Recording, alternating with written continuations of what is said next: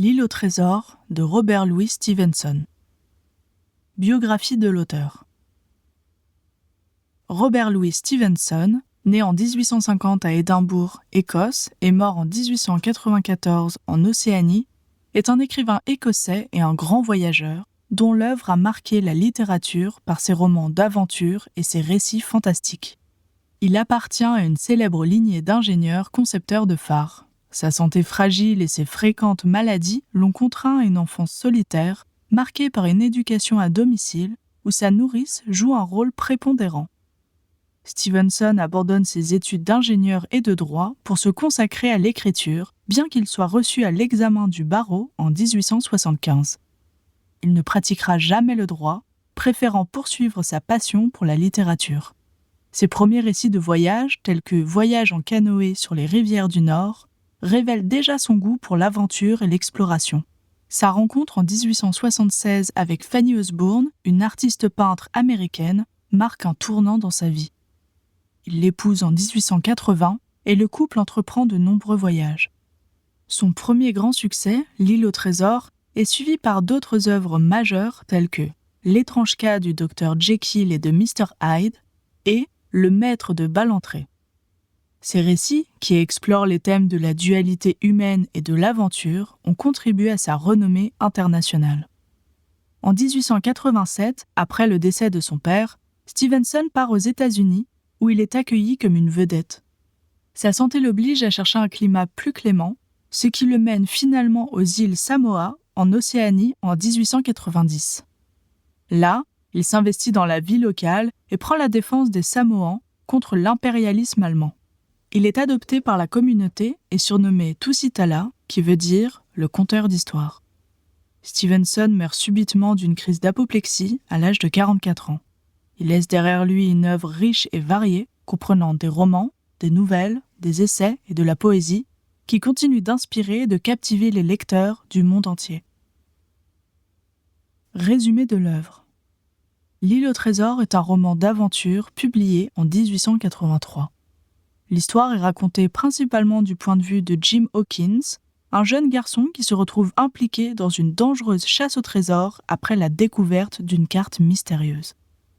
L'aventure commence à l'auberge tenue par la famille de Jim, où un vieux marin nommé Billy Bones laisse à Jim une carte menant à un trésor caché par le célèbre pirate, le capitaine Flint.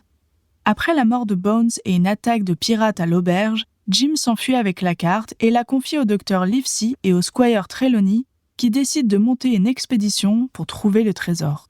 Ils arment un navire, l'Hispaniola, et recrutent un équipage dont le charismatique cuisinier à une jambe, Long John Silver, qui se révèle être un pirate ayant l'intention de s'emparer du trésor. En route vers l'île, Jim découvre par hasard le plan de mutinerie de Silver et avertit ses amis. Une fois sur l'île, les tensions éclatent entre les loyalistes et les mutins. Jim se retrouve impliqué dans plusieurs aventures et rencontre Ben Gunn, un marin abandonné sur l'île qui détient des informations cruciales sur le trésor. Finalement, grâce à l'ingéniosité de Jim et à la loyauté de certains membres de l'équipage, les loyalistes parviennent à déjouer les plans des mutins, à retrouver le trésor et à retourner en Angleterre. Jim jure alors de ne plus jamais partir à la recherche de trésors cachés.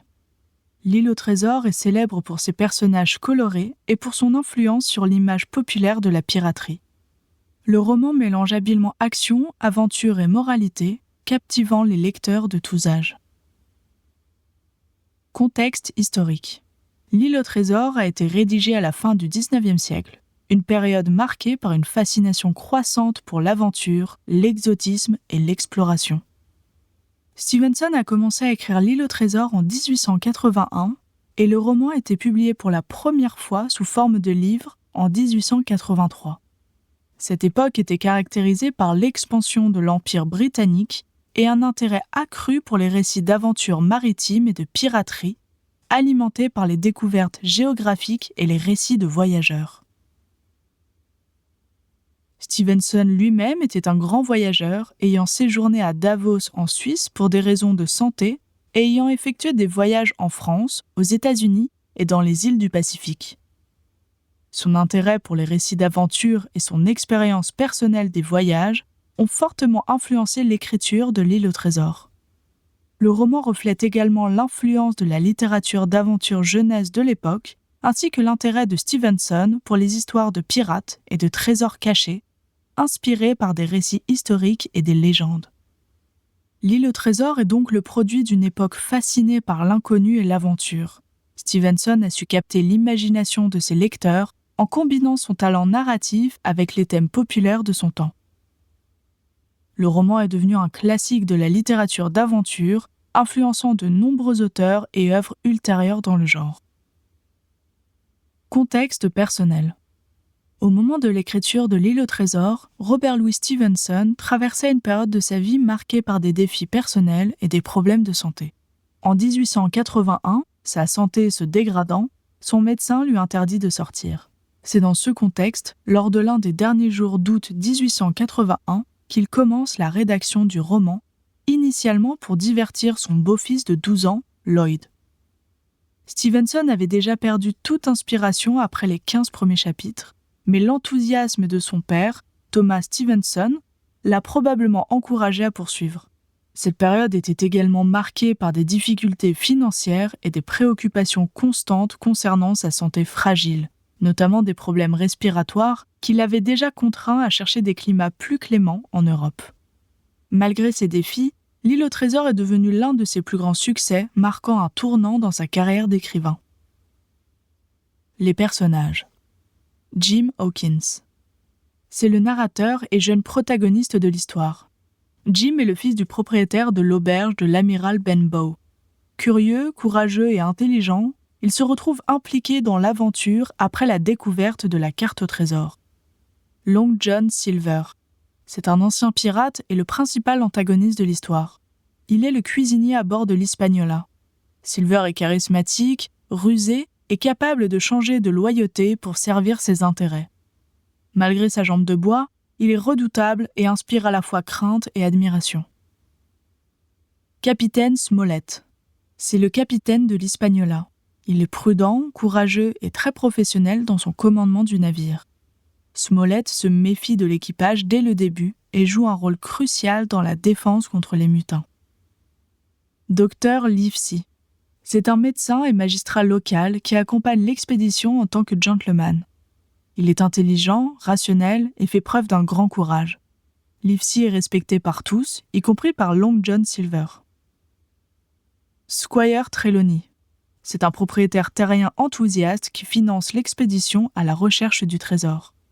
Trelawney est brave mais parfois naïf, ce qui conduit à l'embauche d'un équipage qui se révèle en grande partie être composé de pirates. Billy Bones. C'est le vieux loup de mer qui arrive à l'auberge de l'amiral Benbow avec le coffre contenant la carte du trésor. Il est robuste, craintif de ses anciens camarades pirates et finit par mourir d'une crise d'apoplexie, laissant la carte à Jim. Ben Gunn. C'est un ancien pirate abandonné sur l'île au trésor. Il est devenu à moitié fou à cause de la solitude, mais s'avère être un allié précieux pour Jim et ses amis. Ben Gunn a ses propres motivations concernant le trésor.